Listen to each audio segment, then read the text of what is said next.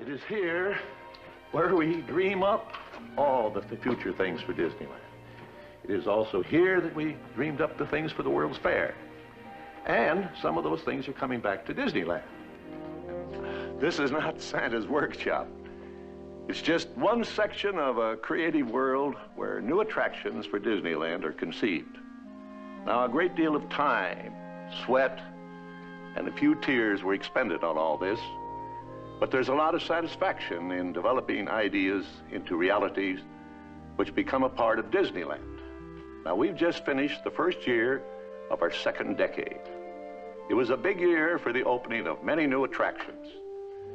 Since they were opened, 7 million people have enjoyed them. So we'd like for you to see and enjoy them too. The phrases, "What would Walt think? Walt Disney is spinning in his grave. Walt Disney would love this," are circulated very often now on social media. Everyone thinks they know what Walt would think of the Disney parks as they exist today. But I don't think anybody truly can grasp just how much of a creative this man was. What would he think of the parks today? I think the answer is very hard to pin down. But I'm gonna try and do it in this video. While I don't think Walt would hate any attractions that are open nowadays at the Disney parks, there are some that I think he would prefer over others. For example, I am of the opinion that Disney is building a bit too many roller coasters these days. Everything's gotta be a roller coaster. I mean, it makes sense, they're high capacity and they're very popular, and Walt understood that. That's why the Matterhorn bobsleds existed. Disneyland didn't have a roller coaster when it opened in 1955, but Walt wanted to do it the Disney way. He wanted to make a roller coaster different, highly themed, and the first steel-tubed roller coaster in the entire world. So I think even with rides like Cosmic Rewind at Epcot, Walt would have a particular appreciation for that coaster because it's the first Omnicoaster that Disney has ever built. It's highly themed, although I do think he would have a problem with the giant blue show building. I think he would try to make an effort to hide that a bit more, but the actual attraction itself, I think he'd enjoy. But that's sort of a side tangent. I want to talk specifically about 3 rides that I think perfectly encapsulate the spirit of the original Disneyland. Rides that it feels like behind the scenes Walt Disney could have been leading creative development. More modern attractions. Rides that lead the way in creativity, innovation, and education. Tomorrowland was almost purely an educational land when the park opened in '55, and even into the '60s. Walt saw the value of edutainment, entertaining people while educating them at the same time. Adventure Through Inner Space is a very good example of this. And what is the most notable edutational ride that Disney has built in recent memory? The newest one. That, my friends, would be at the granddaddy of edutational parks. The most edutainment you can find in a theme park probably anywhere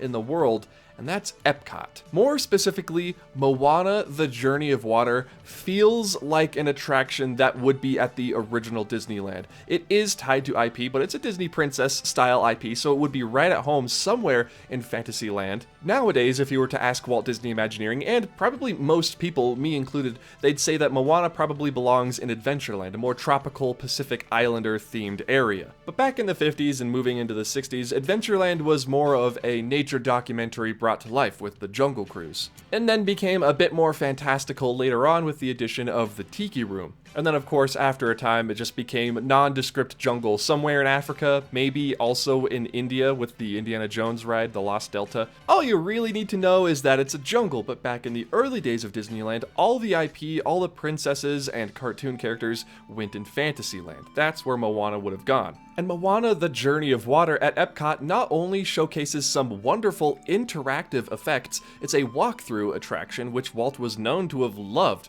The Haunted Mansion was originally going to be a walkthrough. The Swiss Family Treehouse, now the Adventureland Treehouse, that was a walkthrough. And while not necessarily having a start point and an end point, things like Tom Sawyer Island definitely lent themselves to that sort of walk around and explore style attraction. And Journey of Water at night? Are you kidding me? Forget about it. The highly themed rock work and the lighting and the water effects, it's all just so immersive with the music playing. And then you get the educational aspect of the attraction where you learn about the water cycle, how water travels around ecosystems on the planet, how it evaporates, condensates, and then precipitates. Traveling from rivers to oceans to the skies, it teaches you about how water is conserved and used while also making it fun for kids and kids of all ages to experiment with this water. I mean, come on. This is a lot of fun. Look at me. I'm having the time of my life right here. I think if the budget and the technology had been available in the 50s and 60s, and maybe the IP, maybe Walt would have wanted to make a Moana movie. Something similar, maybe not with the same IP, would have found its way to Disneyland back in the day. Most likely, if you ask me, probably in Tomorrowland, but I mean, there's room for it everywhere. Adventureland also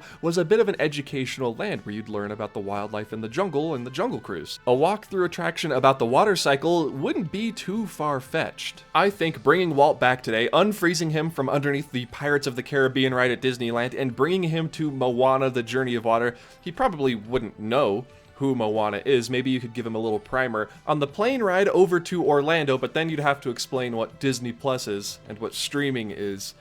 So maybe that would be a little bit more complicated than I'm making it out to be. But I think even without having seen the movie, you can enjoy Moana, the Journey of Water, and I think Walt absolutely would enjoy the Journey of Water, especially serving as a sort of thematic transition from World Celebration with all the rich plant life and kind of mid-century modern aesthetic transitioning into the land and sea pavilions. It's almost perfect the way that they pull it off. The Journey of Water doesn't get nearly as much praise as it deserves, and I will stand by it being one of the best attractions at any of the American Disney parks. I think it's truly that good. And if old Uncle Walt was still around today, I think he would enjoy it the same way that I do, because we have the same opinion on everything. I mean, to be fair, it's not a railroad, so he might hate it, but you never know. Moving on to the second ride, I think Walt would be extremely impressed with. A lot of people are going to be unsurprised by this, but Rise of the Resistance. Having to explain the whole Star Wars thing to Walt, he'd be very confused as to what is happening plot-wise, what all of these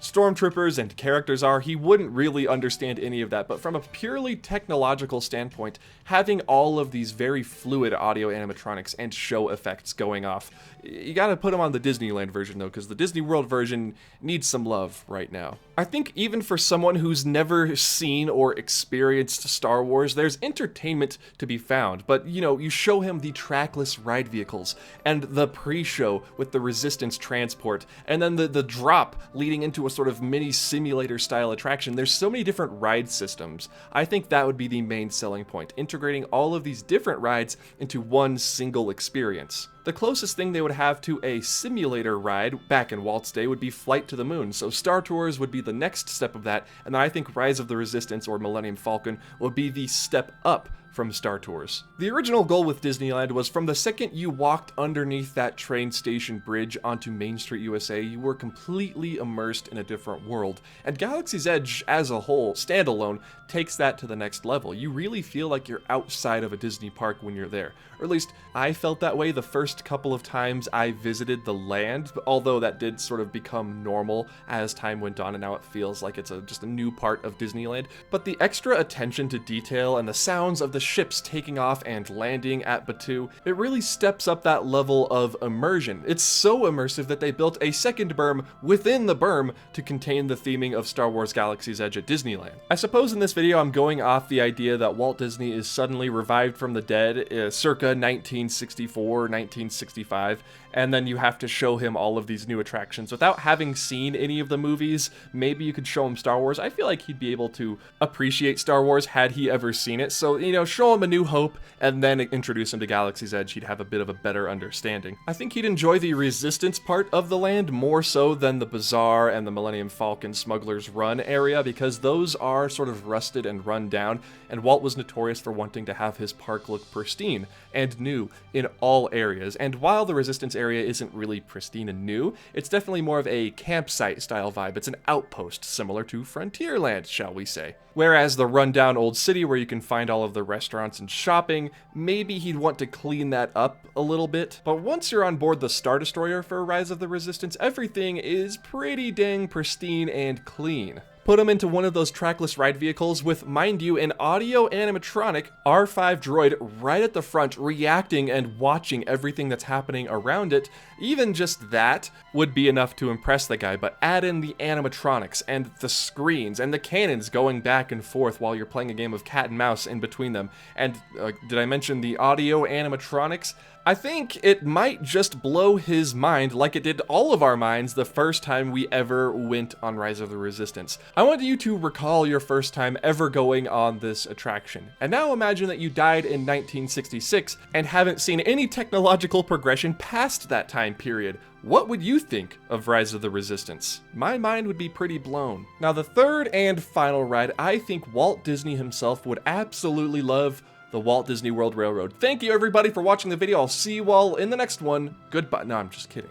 I'm kidding. Obviously, he would love the railroad at Disney World. The Disneyland Railroad is better and superior, but that's not the #1 entry on our list. I think Walt would absolutely love Mickey and Minnie's Runaway Railway, and I think more than most people would expect. Mickey Mouse is what made the Walt Disney Company into what it is today, and without Mickey, Snow White and the Seven Dwarfs and Disneyland and Walt Disney World and Shanghai Disneyland and Tokyo Disneyland, they wouldn't be possible. And while Mickey never had his own attraction at any of the Disney parks before this, I don't think Walt was necessarily opposed to the idea. One could count the Mickey Mouse Revue at the Magic Kingdom as a Mickey Mouse ride, but it wasn't really themed around Mickey. It was more of just a collection of songs from different Disney movies being led by Mickey, similar to PhilharMagic, which funnily enough is what occupies the same space nowadays. Runaway Railway, in a similar vein to Rise of the Resistance, is a trackless, very technologically rich dark ride, but it stars iconic characters, familiar characters to Walt. Mickey, Minnie, Goofy, Pluto's there with his picnic basket.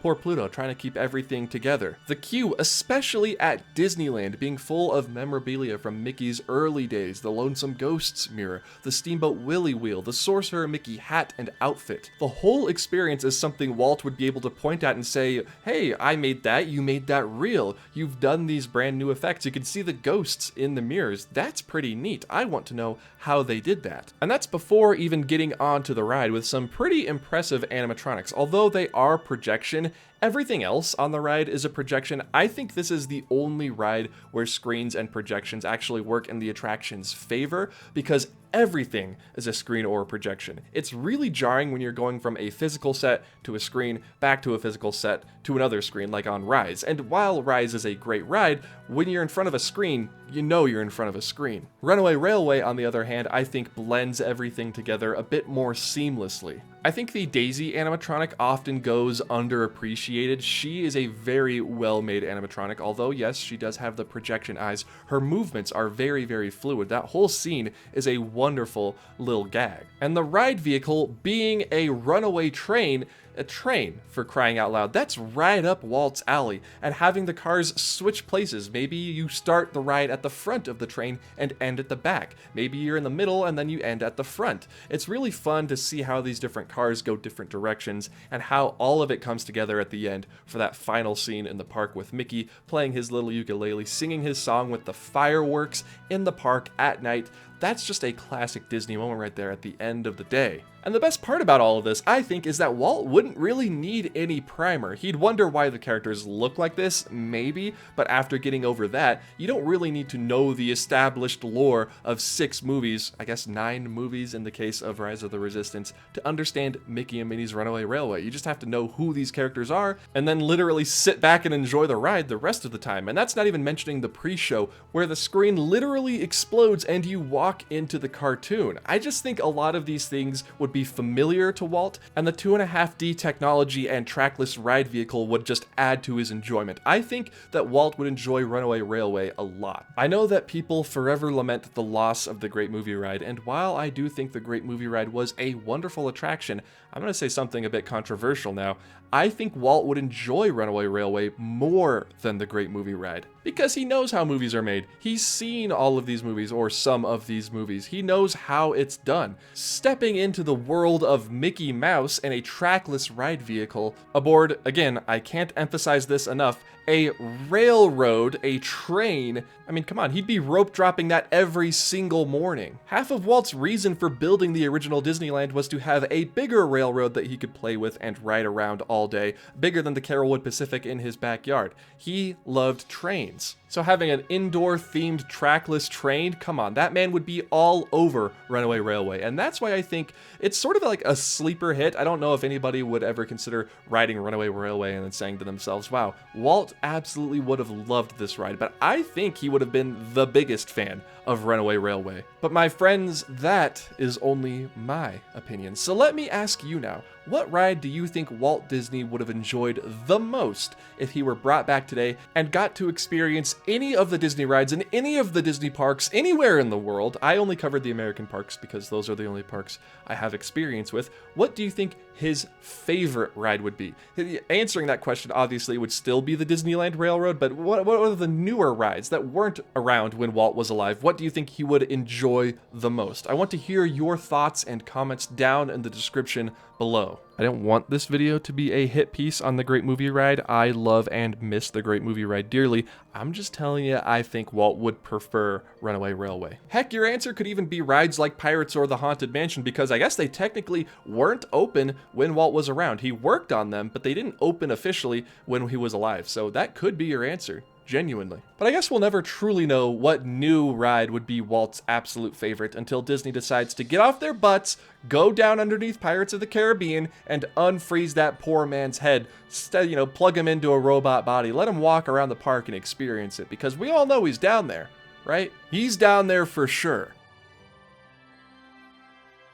Hey there, everybody. Thank you all so much for watching this video on what rides I think Walt Disney, the man himself, would enjoy the most at the Disney parks today. I've talked sort of briefly in the past about why I think Moana, the Journey of Water, would be a Walt favorite. It's the closest to a Walt attraction I think Imagineering have built recently, and so I figured why not just expand that into its own separate video, talk about 3 specific rides I think he would absolutely love. If you enjoyed this video, please be sure to hit the like button, and if you're new around here and you want more analysis videos like this, please be sure to hit the subscribe button. And as I'm sure you've noticed, you can see some names scrolling on the side of your screen right now. Those are the names of all of my lovely supporters over at patreon.com/offhanddisney. For even just $1 a month, you can join their ranks and get early access to episodes, exclusive access to Patreon-only videos, and, of course, as you see here, you get your name in the credits at the end of every month at the end of my video. Like I said, it's just $1 and the link will be down in the description below. However,